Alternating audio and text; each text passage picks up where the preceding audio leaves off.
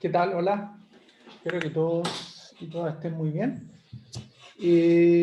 Bueno, esta cápsula lo que vamos a hacer básicamente es mostrar algunos ejemplos en el ámbito del cálculo de las probabilidades en el ámbito discreto. ¿Ya? Un poco vimos en la cápsula anterior la importancia el rol importante que jugaba en la caracterización de la probabilidad discreta la función de probabilidad de masa. Y hoy en día, hoy vamos a conversar algunos ejemplos de cómo básicamente uno puede calcular probabilidades, plantearse preguntas y en el ámbito discreto eso reduce a un aspecto que se conoce como el ámbito combinatorial del cálculo de probabilidades, que espero ejemplificar hoy día con algunos contextos y algunos ejemplos. Entonces, esencialmente hoy día vamos a cubrir dos casos de estudio y vamos a plantear algunas preguntas que tienen que ver con el cálculo de probabilidades, en el contexto del ámbito discreto. ¿Ya? Así que vamos, entonces la clase de hoy día es más bien una clase que aborda el tema del cálculo de probabilidades, ¿ya? En el ámbito de probabilidad discreta. Entonces, vamos a estar siempre en el ámbito de un espacio de muestreo discreto, como el que se muestra acá. ¿Ya? Lo hemos discutido esto en las cápsulas anteriores. ¿Ya? Y vamos a estar mirando, esto no necesariamente, el tipo de preguntas que vamos a estar viendo hoy día no necesariamente tienen que ver con el caso equiprobable, pero vamos a poner especial foco en el caso equiprobable, porque es un tipo de experimento aleatorio que surge de manera bastante sistemática cuando uno plantea y cuando uno modela fenómenos con incertidumbre. Y cuando uno plantea preguntas en ese contexto de cuando tengo un experimento aleatorio que todos los símbolos son igualmente equiprobables, uno quiere hacerse estas preguntas del cálculo de la ocurrencia de ciertos eventos, y eso es lo que vamos a cubrir hoy día. Entonces vamos a cubrir como caso especial el caso de una función de probabilidad de masa uniforme, ¿ya? Que fue uno de los casos que discutimos en la cápsula anterior como uno de los ejemplos típicos, ¿ya?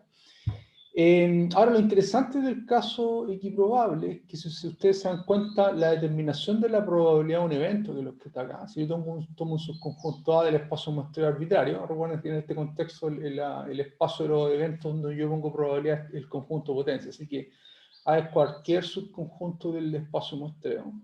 Entonces, si aplicamos la formulita que vimos en las cápsulas anteriores, que básicamente la probabilidad se puede obtener a partir de la sumatoria de la función de probabilidad de masa, tenemos esta expresión indicatriz de la función 1A de W sobre todos los W en el espacio muestreo de la probabilidad, en este caso la probabilidad 1 partido por M, porque estamos en el caso aquí probable.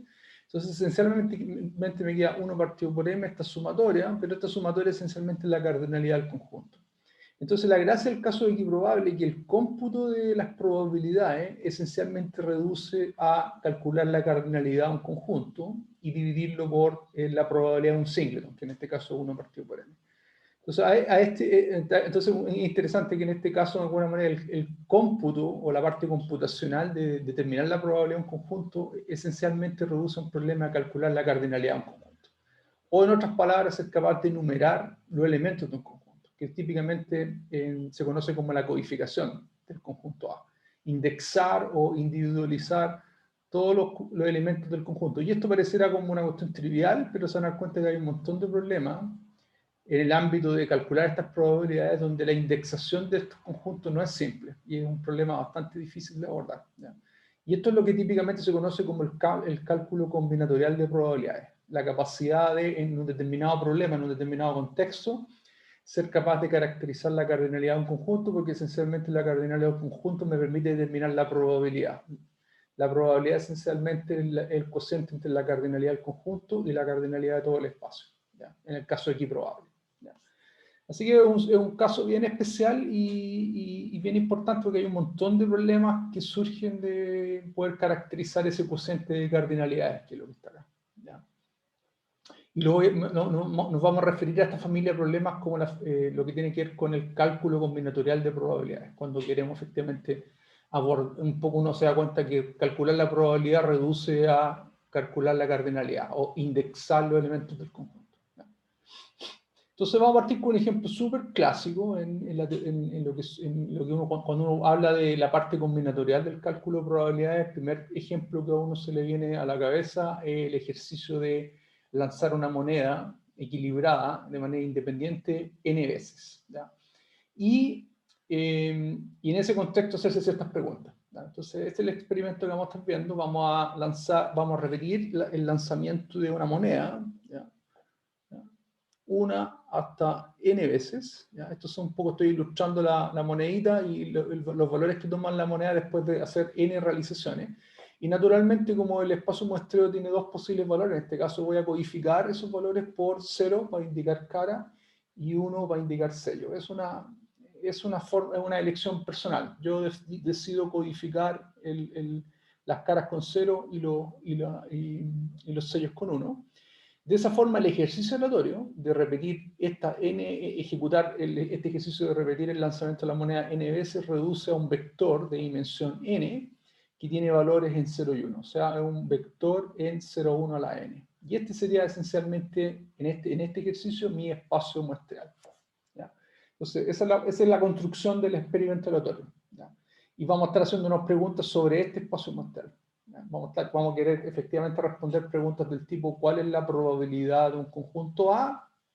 ¿Ya? Y como sabemos que estas realizaciones son independientes, se ejecutaron de forma independiente, y vamos a asumir también que la moneda es balanceada, o sea, la probabilidad de cada uno de los símbolos es un medio, lo que tenemos es que la probabilidad de ocurrencia de cada uno de estos símbolos también es equiprobable. Todas las secuencias de largo n tienen el mismo peso, la misma probabilidad, y su probabilidad es 1 por la cardinalidad del conjunto. La cardinalidad del conjunto en este caso es 2 a la n, entonces la probabilidad de cada realización es 1 partido por 2 a la n. Y las preguntas entonces que nos vamos a hacer es calcular la probabilidad de sus conjuntos del conjunto muestreo, ¿ya? Y un poco calcular el cociente de las cardinalidades. Pero se dan cuenta que en realidad el problema reduce calcular la cardinalidad del conjunto que estamos tratando de observar. Ya, entonces aquí un poco estoy diciendo lo mismo, por lo tanto, voy a representar estos valorcitos que aquí mostré con una ejecución del experimento como 0, 1, 0, 1, 0 hasta 1. ¿Ya? O sea, un poco eso quiere decir que la primera moneda fue cara, la segunda moneda fue sello, la tercera moneda fue cara, la tercera sello, la moneda cara. Esto es una secuencia arbitraria, pero de alguna manera estamos tratando de modelar el ejercicio de ejecutar este experimento para cualquier posible combinación que pueda arrojarme este experimento aleatorio. Entonces, en realidad, voy a codificar, voy a representar los valores de esta secuencia por V1, V2 hasta V sub n, donde V1 es una variable que captura el resultado del primer experimento, V2 captura el resultado del segundo experimento, y así sucesivamente. Y este es el espacio muestreo que sabemos que es 0, 1 a la n. Las secuencias binarias de largo n, esencialmente. Entonces, en este contexto, asumiendo que las realizaciones son equiprobables y que los experimentos se ejecutan en igualdad de condiciones, lo que dijimos es que la probabilidad de cada uno de los singleton, o la función de probabilidad de masa de este experimento, es esencialmente 1 partido por la cardinalidad, como lo discutimos, y la cardinalidad del conjunto es 1 partido por toda la n. Entonces, un poco conocida la función de probabilidad de masa, como discutimos en las cápsulas anteriores, esencialmente podemos conocer la probabilidad de cualquier conjunto, vía la formulita de la sumatoria que está pesada acá arriba. Así que estamos en el contexto estándar, y en este caso especial de eventos equiprobables, o cuando la función de probabilidad de masa es uniforme, esencialmente la probabilidad del cociente de las cardinalidades. Así que es súper claro el contexto. Y ahora entonces uno empieza a plantearse preguntas respecto a este ejercicio aleatorio de lanzar n monedas de manera independiente en un contexto que la moneda es equilibrada. Entonces la primera que voy a empezar a plantear problemas y los vamos a ir resolviendo de a uno. Entonces la primera pregunta que uno se plantea es lo que está aquí, la Q1, ¿cuál es la probabilidad de que la primera moneda sea cara? Entonces, como les dije, lo que esencialmente tenemos que caracterizar en este caso es el subconjunto del espacio de muestreo que cumple este atributo. Y este atributo, esta caracterización me dice que el primer símbolo es 0. O sea, entonces ¿cómo codifico eso? Aquí viene la parte importante, que es la parte de cuando que usted tiene que formalizar el problema matemáticamente, escribirlo matemáticamente. Entonces, esencialmente tengo que ser capaz de caracterizar un conjunto, el conjunto A, que son todas las secuencias binarias, ¿ya?, de largo n, ¿ya?, porque esa es la manera en la cual representamos el espacio muestreo, tal que el primer lanzamiento me dio cara, pero la cara nosotros la codificamos con 0, así que en realidad tal que V1 es igual a 0. ¿ya? Un poco entonces esa es la descripción del problema. Yo siempre tengo que tratar de, en este contexto del modelamiento probabilístico, tengo que ser capaz de plantear estas preguntas que son más generales desde el punto de vista del lenguaje de la teoría de probabilidades. Esencialmente lo que uno tiene que hacer entonces es caracterizar un subconjunto del espacio muestreo y sobre ese subconjunto, que en este caso le llamamos A, determinar su probabilidad. Y en este caso es súper clara la definición, porque viene directo de la pregunta que nos estamos planteando. Esencialmente la primera realización es 0 y en realidad después, eso es la única restricción que me da, entonces todos los otros valores son arbitrarios. Entonces esencialmente una manera de escribirlo por extensión sería A igual a 0 en la primera componente, y B2, B3 hasta B sub n es un vector arbitrario de largo n-1, o sea que vive en 0,1 a la n-1. Y aquí un poco lo estoy escribiendo por extensión. Son todos los vectores del tipo 0, 0, 0, 0, 0, 0, 0, 0, 0, 0, 1, 0, 0, 0, 1, 0, 1, 1 y así sucesivamente. Y esencialmente lo que tienen que hacer entonces ustedes acá, como el problema, como cada uno de estos vectorcitos individuales que determinan el conjunto sabemos que tienen probabilidad uniforme, entonces lo que tenemos que esencialmente es ser capaz de enumerarlos, contarlos, de 1 hasta la cardinalidad que tenga el conjunto A, y al contarlos, esencialmente van a resolver el problema. O sea, el problema del cálculo de la probabilidad tiene que ver con ser capaz de individualizar todos los elementos que constituyen el conjunto. Y ese problema en matemáticas le llaman codificación de un conjunto, ¿ya? Y de hecho la codificación, aprovecho de comentarles, la codificación es una componente súper importante en la ingeniería eléctrica, porque esencialmente la codificación es lo que uno hace cuando uno quiere transmitir información en los sistemas de comunicación, ¿ya? Así que el concepto de codificación va a jugar un rol importantísimo después cuando ustedes vean cursos más avanzados en comunicaciones, que esencialmente la codificación o la compresión de los datos es ser capaz de indexar los elementos de un conjunto, ¿ya? Así que esto está súper, hay una conexión interesante entre las probabilidades y el tipo de preguntas que después la gente hace en el área de las comunicaciones, ¿ya? Que tiene que efectivamente ser capaz de indexar los elementos de un conjunto, ¿ya? En este contexto, más que es importante indexarlos e individualizarlos, pero en realidad esencialmente lo que necesitamos es contar. Entonces el conteo, que es la cardinalidad del conjunto, esencialmente es la cardinalidad de los vectores que están acá, que son los grados de libertad de alguna forma que tiene este problemita.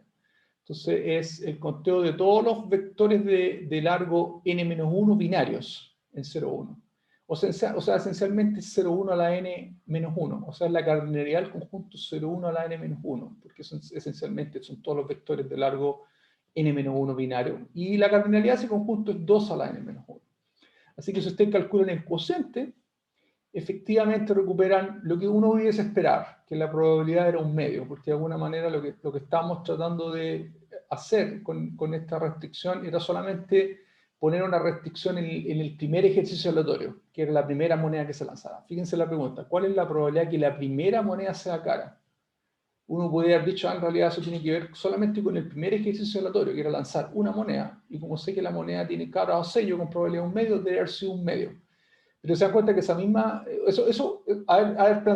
haber resuelto el problema así está bien, es una forma correcta, porque en realidad la pregunta solamente está limitada al primer ejercicio aleatorio. De los n lanzamientos estoy haciendo una pregunta sobre el primer lanzamiento, ¿ya? Pero se dan cuenta que yo también puedo responder esa pregunta caracterizando el problema completo, porque lo que partimos diciendo acá es que este es nuestro espacio de probabilidad, el espacio de las secuencias de largo n, cuya probabilidad es 1 partido por 2 a la n.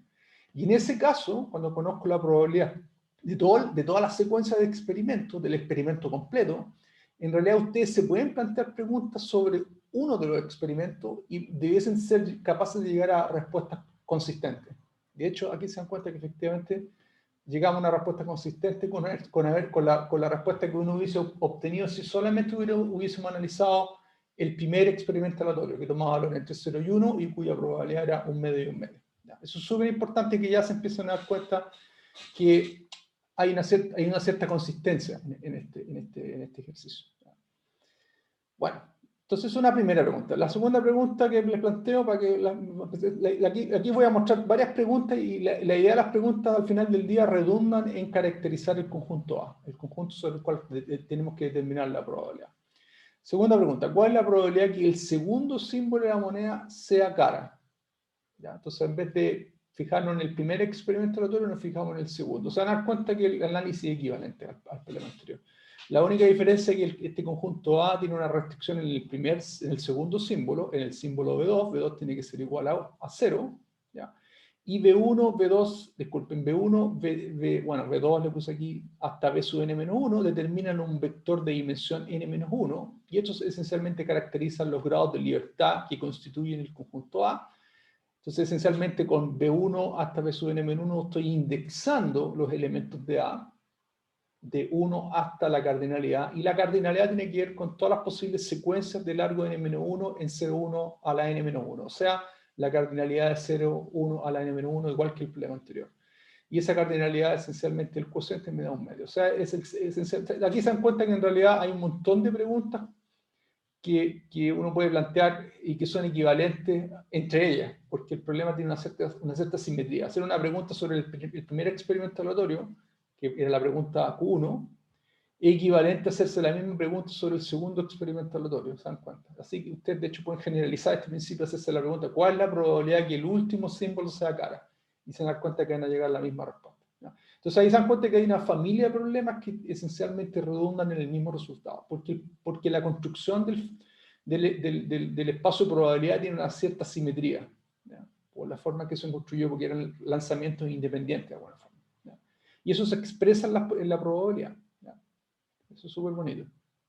Empezar a ver esas simetrías, esas relaciones. Se dan cuenta que cuando ustedes resuelven un problema de manera clara, van a poder resolver muchos otros problemas relacionados. Ese es un poco el mensaje que les quiero dar con esto. La pregunta 4 es en la misma línea. ¿Cuál es la probabilidad de observar cara y cara en los primeros dos símbolos? Entonces, esencialmente lo mismo que el caso anterior. La única diferencia es que ahora estamos fijando los dos primeros símbolos, los dos primeros experimentos están fijos, y tengo entonces que del experimento 3 en adelante puedo básicamente, tengo grados de libertad. Entonces el conjunto A son todas las tramas binarias de largo n, donde los primeros dos símbolos son 0, 0 y 0, y los restantes símbolos pueden ser cualquier cosa. Aquí estoy describiendo el conjunto por extensión, lo que se ve aquí, o sea, 0, 0 en las primeras dos componentes, y aquí empiezo a indexar la secuencia 0, 0, 0, 0, 0, 0, 0, 0, 0, 1, 1, 0, 1, 1, hasta un puro 1. ¿Ya? Y naturalmente, entonces, se dan cuenta que los grados de libertad están en estos n menos 2 bits de información. Voy a ocupar una jerga que se ocupa en comunicaciones, porque en realidad cuando uno representa los símbolos como un 0 y 1, uno lo llama bits a eso. ¿Ya? Eso, pero de hecho es muy común que la gente esto le llame los bits. Ya, pero de todas maneras aquí son símbolos en 0 y 1, y esencialmente los grados de libertad tienen que ver con básicamente contar la cantidad, indexar los elementos, tiene que ver con contar todas estas posibilidades, y esas posibilidades son la cardinalidad del conjunto, de este conjunto de acá, 0, 1, n a la potencia de n-2, o sea, esencialmente 2 a la n-2. Y si ustedes calculan el cociente de probabilidades, que es lo que nosotros tenemos que hacer una vez que son capaces de indexar los elementos del conjunto A, calcular su cardinalidad producto de esa indexación, van a poder determinar la probabilidad como el cociente de las cardinalidades entre la cardinalidad del conjunto y la cardinalidad de todo el espacio, que en este caso es 2 a la n, y efectivamente recuperan un cuarto. ¿Ya? Nuevamente aquí se dan cuenta que yo puedo plantear muchísimos más problemas que son equivalentes a la Q4. Por ejemplo, ¿cuál es la probabilidad que los últimos dos símbolos sean 1 y 1? ¿Cuál es la probabilidad que el símbolo 1 y el símbolo 3 sean 1? Etcétera. Se dan cuenta que hay un montón de problemas que redundan en el mismo ejercicio, la misma indexación, y por la simetría del problema es la misma probabilidad. Porque esencialmente en realidad es la misma probabilidad porque los conjuntos tienen la misma cardinalidad. Eso es el bottom line de este análisis. Aquí viene una pregunta que es un poquito más sofisticada, y aquí se van a empezar a dar cuenta que en realidad estos problemas no son nada triviales. Muchas veces depende de la pregunta que uno plantee, este problema que parece súper simple en estos ejemplos que estoy mostrando, de indexar los elementos de un conjunto puede transformarse en algo bastante más complejo, ¿ya?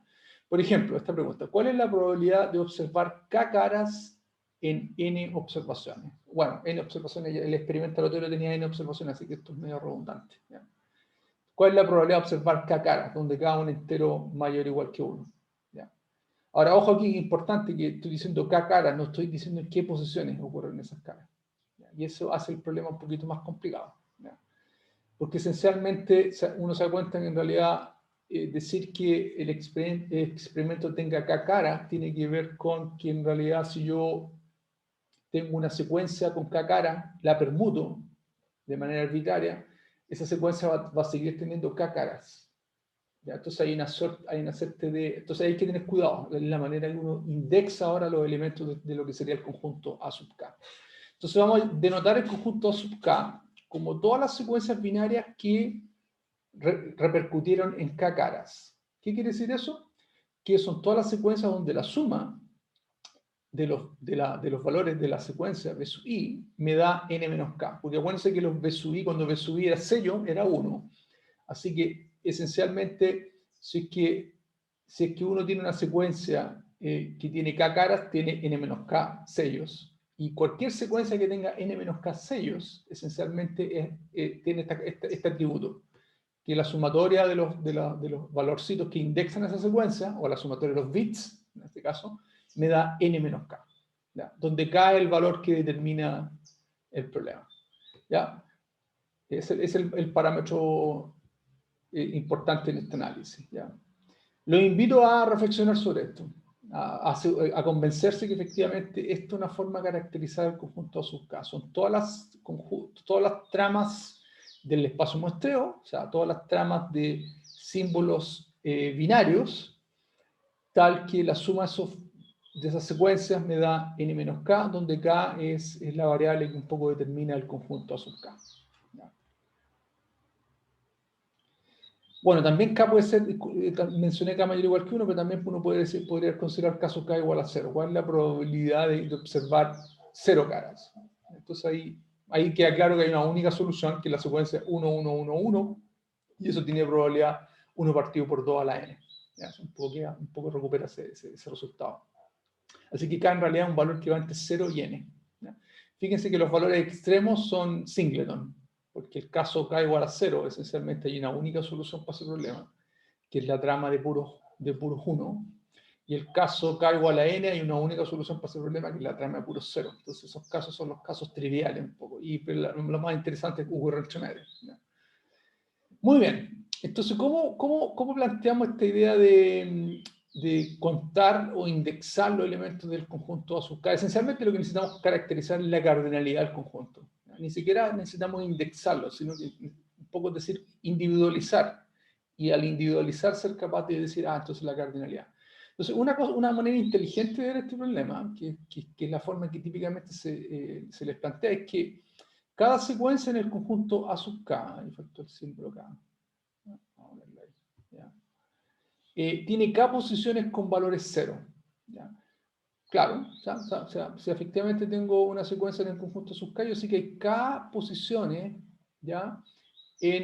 Donde efectivamente tengo los ceros. O sea, entonces, otra forma de verlo es que si ustedes toman una secuencia en el conjunto sub K, pueden individualizar usted las posiciones de los ceros y asignarle un valor, una semilla, un valorcito, codificar eso, una variable, por ejemplo, J1, la posición del primer cero, J2, la posición del segundo cero, hasta J sub K, que es la posición del késimo cero en la secuencia de largo n, y donde naturalmente J1, J2 y JK son posiciones, o sea, viven en 1 y n, porque estoy indexando la posición desde la 1 hasta la n. Esta sería la posición 1, estoy ocupando entonces el subíndice indica la posición, de alguna forma. Estoy indexando entonces cada trama que pertenece al conjunto sub K tiene asociado un J1, tiene asociado las posiciones en 1 a la n, que indican la posición de los ceros. Y ojo que esas posiciones no son numeritos entre 1 y n, y son distintos. Son K números distintos en 1 y n. Eso es súper importante. Entonces, de alguna forma yo podría decir que asociado a cualquier valor en el conjunto sub K, B1 B sub n, en el conjunto sub K, hay una relación 1 a 1 entre esa secuencia de bits y las posiciones en las cuales están los ceros. ¿Ya? Y esas posiciones son K valores subconjuntos del conjunto 1 a la n. Y esto es súper bonito porque lo que me estás diciendo entonces es que hay una relación 1 a 1 entre los elementos del conjunto A sub k, hay una biyección, y los subconjuntos del conjunto 1 a la n de tamaño k, porque esencialmente eso es lo que está caracterizado aquí en el lado derecho de la... Entonces, en el sentido de que toda trama binaria que pertenece a sub k tiene posiciones, tiene k posiciones distintas en el conjunto a la n, en ese sentido, ¿ya? Y por otro lado, si ustedes consideran, si ustedes toman k posiciones arbitrarias distintas del conjunto 1 a la n y le ponen 0 a esas posiciones y le ponen una a la otra, van a construir un elemento del conjunto a sub k. O sea, es una relación 1 a 1. ¿Ya? Eso es súper importante, esta parte de acá, darse cuenta de eso. Esto es lo que yo digo que para mí es lo que la gente entiende como un modelamiento matemático. Es plantearse un problema y ser capaz de reducir el problema a otro problema que ustedes ya saben manejar o que es más fácil de manejar. Entonces, al final del día, ¿qué estoy diciendo con esto? Que la cardinalidad del conjunto sub K es la cardinalidad de todos los subconjuntos de tamaño K de un conjunto de tamaño N. ¿Ya? Y ahí yo creo que ya se les va a hacer, se les va a prender la ampolleta de que efectivamente ese problema ya lo resolvimos. ¿Ya? Es lo que llamamos la cardinalidad de ese conjunto son los N sobre K. ¿Ya? Lo discutimos, de hecho, en una de las cápsulas anteriores.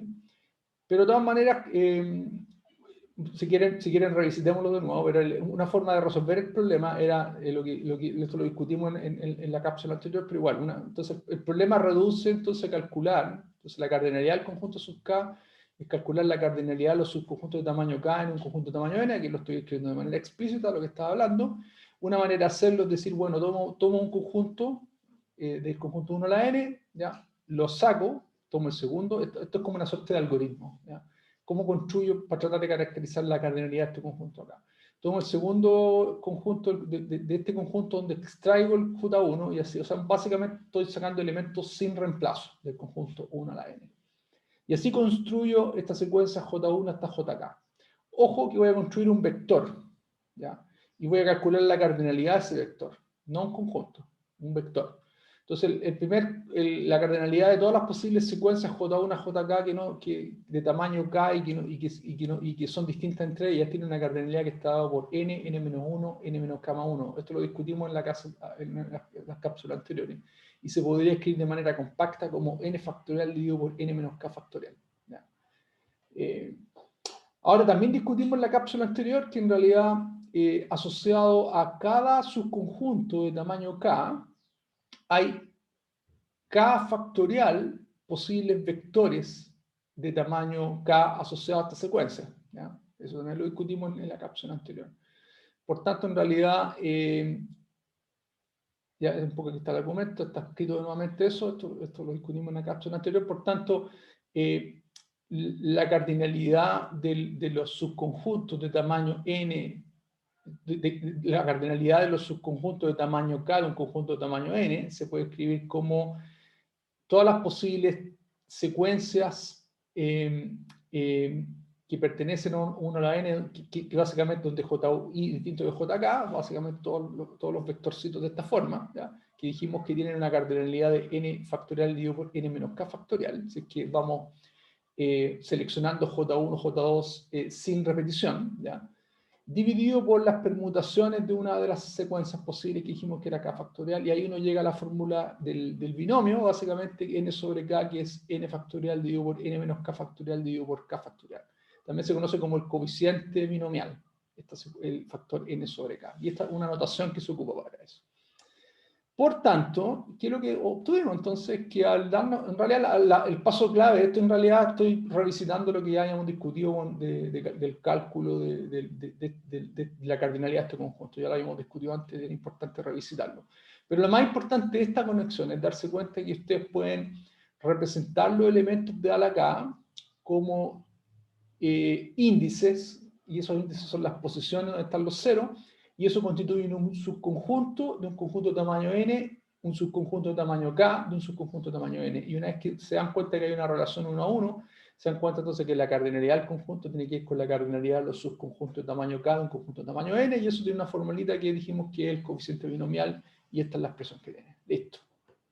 Por tanto, la probabilidad, que es el cociente de las cardinalidades, es esencialmente n sobre k dividido por 2 a la n, o sea, esta formulita que está acá. 1 partido por 2 a la n, que es la función de probabilidad de masa de este problemita, por n factorial k factorial n menos k factorial.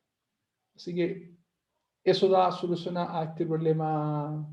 Y aquí se dan cuenta que efectivamente, incluso en una construcción tan simple como la ejecución de n experimentos aleatorios de una moneda, uno puede plantearse preguntas súper sofisticadas donde la determinación de la probabilidad de esas cosas pueden ser complejas y requieren madurez y requiere que ustedes dominen esencialmente sean capaces de describir el problema matemáticamente. ¿Y a qué me refiero con eso? A describir de manera súper concreta el conjunto A sub K. Esto para mí es lo que es para mí la parte central, ser capaz de describir el conjunto A sub K en este caso, en este ejemplo. Y en todos los ejemplos, describir el conjunto A de manera clara, indexar los elementos de ese conjunto, y una vez que están ahí van a poder calcular la cardinalidad de ese conjunto. Y con eso resolver la probabilidad. Esa es como la progresión que es importante que puedan lograr. Aquí les voy a dejar un par de problemitas propuestos para que los piensen y los puedan resolver. ¿Cuál es la probabilidad que la primera cara ocurra después de K realizaciones? ¿Ya? Que la primera cara ocurra después de K realizaciones, donde K es un número mayor o igual que 2. ¿Ya? Es una pregunta. La otra pregunta, ¿cuál es la probabilidad de observar la primera cara antes de K realizaciones? Con K también entre 2 y N. ¿Ya? Nuevamente ahí tienes que leer la pregunta con cuidado para un poco ver la sutileza entre una y la otra. Pero el bottom line es que cuando quieran resolver este problema tienes que ser capaz de caracterizar el conjunto A asociado a estas preguntas y en función de eso determinar su cardinalidad. ¿Ya? Así que eso se lo dejo planteado para que las piensen y traten de seguir un poco el flujo de idea que hemos mostrado para los otros problemas. Aquí hay un pequeño comentario aparte, pero yo creo que es importante que recuerden la fórmula del binomio, que A más B a la n esencialmente se escribe como la sumatoria de K igual a n de n sobre K, ¿ya? Digo por A a la n por B a la n menos K. Esta es una formulita que seguramente vieron con bastante cuidado y la demostraron por inducción o en el curso de álgebra. Pero es importante que la revisiten, ¿ya? Este tipo de cosas son útiles porque cuando en el ejercicio de calcular probabilidades es importante que tengan este tipo de resultados en la mano. De hecho, aquí uno puede utilizar este resultado para demostrar una cosa bien simple. Por ejemplo, si caracterizamos el conjunto omega, que es el conjunto muestral, ¿ya? Como la unión disjunta de A sub 0, A sub 1, A sub 2 hasta A sub n, donde los A sub k son los que nosotros definimos en la Q3. ¿Ya? La Q3 era, definíamos A sub k como el conjunto de los experimentos que tienen k caras. ¿Ya? Se van a dar cuenta más o menos rápido de que efectivamente el espacio muestral se puede escribir como la unión disjunta de A sub 0, A sub 1, A sub 2 hasta A sub n. ¿Ya? Y eso es más o menos claro porque cualquier trama, esencialmente de cualquier experimento aleatorio que usted ejecute, cualquier trama de B1 hasta B sub n, necesariamente tiene que pertenecer a uno de estos conjuntos, A sub 0 hasta A sub n, porque necesariamente van a poder contar las caras, y si las caras les dio 10, bueno, van a asignarlo al conjunto A sub 10. Si le dio 3, lo van a asignar al conjunto A sub 3. Pero cualquier elemento del espacio muestreo, B1 hasta B sub n, pertenece a alguno de estos conjuntos porque esencialmente o es 0 cara, o 1 cara, o 2 caras, o n caras. Necesariamente tiene que pertenecer acá. Y estos conjuntos en sí mismos son disjuntos. ¿Ya? Si un conjunto, una secuencia pertenece a un conjunto, no pertenece a la otra, así que es una unión disjunta. Súper importante. Entonces la probabilidad de todo el conjunto por el axioma de aditividad finita, ¿ya? Me dice que es la suma de las probabilidades, por la aditividad finita. Y esto es, ya sabemos, ya lo resolvimos en la pregunta Q3, esto es n sobre k por 1 partido por 2 a la n, sumatoria desde 0 hasta n. ¿Ya? Aquí estoy un poco utilizando lo que resolvimos en la Q3. ¿Ya? Esto lo resolvimos en la Q3. ¿Ya? Este punto. ¿Ya? Bueno, esto lo puedo escribir como, voy a reescribir esto como 1 partido por 2 a la n, sumatorio de igual 0 hasta n por n sobre k, y voy a escribir 1 a la n por 1 por n menos k. ¿Y por qué? Porque aquí voy a recuperar la fórmula del binomio que está acá arriba. Porque esta expresión de acá esencialmente es 1 más 1 a la n, pero 1 más 1 a la n es, claro, claro, 1 más 1 a la n, exacto, 1 más 1 a la n, pero 1 más 1 a la n es 2 a la n, entonces me queda 2 a la n por 2 a la n y recupero lo que conozco. Esto es una suerte de sanity check, porque aquí se dan cuenta efectivamente que hay consistencia en estas cuestiones. O sea, si ustedes ocupan la fórmula del binomio en el contexto que utilizamos para resolver la Q3, que sabemos que la probabilidad del conjunto iésimo, en realidad esto es n sobre i, no n sobre k. n sobre i por 1 partido por 2 a la n, o si quieren le cambia el índice, en vez de ponerle i le ponen k. Aquí le vamos a poner k mejor. ¿Ya? Entonces, tengo esto y así efectivamente, si ocupamos la fórmula del binomio, recuperamos el resultado que conocemos. Eso es súper importante que sepan un poco utilizar las herramientas que tienen, que conocen del conjunto de sus cursos de álgebra y las apliquen en estos contextos y verifiquen ciertas propiedades como esta. ¿Ya? Muy bien. Quiero mostrar, antes de terminar la clase, quiero mostrar brevemente un segundo ejemplo en el contexto. Este ejemplo ya es distinto al ejemplo anterior que miramos el caso de un experimento aleatorio equiprobable. Aquí está un ejemplo en un espacio muestreal numerable, o sea, los enteros. Sigue siendo un problema discreto porque son los enteros, pero infinito, en un espacio muestreal infinito numerable. Y vamos a considerar una distribución geométrica. Esto lo presentamos en la cápsula anterior, la distribución geométrica. Típicamente la distribución geométrica se utiliza harto para el modelamiento de experimento aleatorio de encontrar cada persona en una fila o en una cola. Se ocupa harto en la teoría de cola, de hecho, cuando uno quiere modelar fenómenos donde gente arriba a un cierto lugar con una cierta tasa y se atienden con una cierta tasa también, se puede demostrar que ese tipo de fenómeno estadístico sigue una distribución geométrica bajo ciertas condiciones y se ocupa harto para el tema de tasas de llegada, a qué tasa las personas llegan a una cola, etcétera, etcétera. Tiene un montón de aplicaciones en teoría de colas, de hecho. ¿Ya? Y en particular se ocupa harto para el modelamiento de la cantidad de personas que están en una fila esperando por un servicio. ¿Ya? Se sabe que mirando los datos empíricos de esas frecuencias que la probabilidad de la distribución geométrica modela súper bien ese comportamiento probabilístico. ¿Ya? Así que por eso que estamos ocupando aquí es para ejemplificar la distribución geométrica, pensando en la motivación de que estamos modelando el ejercicio de calcular la probabilidad de que cada persona esté en una fila. Lo vamos a modelar con una distribución geométrica de parámetro P, ¿ya? P un valor entre 0 y 1. ¿Ya?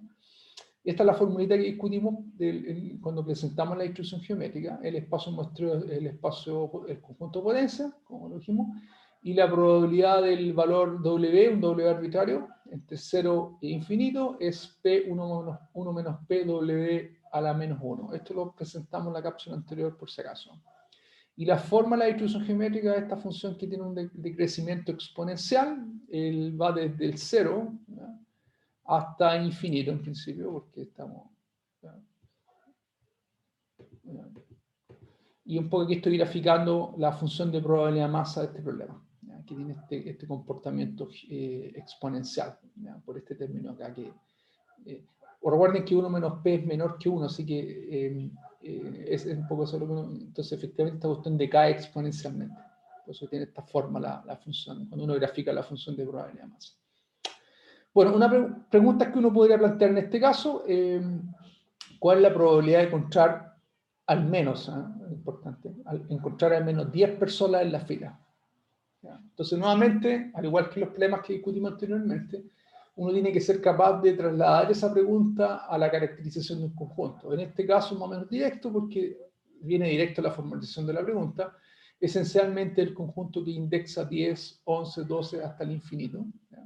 Porque es el conjunto que determina que yo observa al menos 10 personas en la fila, ¿ya? Y la probabilidad entonces tiene que ver con calcular la probabilidad de ese conjunto.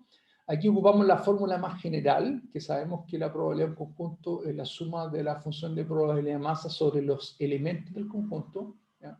Aquí esto no reduce al cociente de las cardinalidades porque no estamos en un caso equiprobable. Entonces lo que tengo que hacer es sumar la función de probabilidad masa. ¿Ya? Lo bueno es que en este caso la distribución geométrica tiene una forma geométrica, así que aquí ocupan su conocimiento de álgebra, donde ustedes son capaces de, bueno, se trabajó todo el tema de las series geométricas, y ustedes pueden ocupar formulitas para determinar esta sumatoria. Esta es la sumatoria de k mayor o igual que 10 de p por 1 menos p a la k menos 1.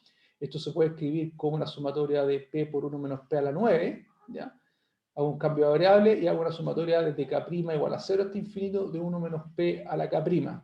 Aquí hice un cambio de variable y reescribí esta sumatoria que iba de 10 hasta infinito como un término que sale afuera constante, p por 1 menos p potencia 9, por la sumatoria clásica geométrica que ustedes conocen. Y si ustedes hacen el ejercicio de calcular acuérdense que este término tiene que ser menor que 1 para que la serie convergiera. En este caso estamos asumiendo que p está entre 0 y 1 estrictamente, así que 1 menos p menor que 1, así que esta serie está bien definida.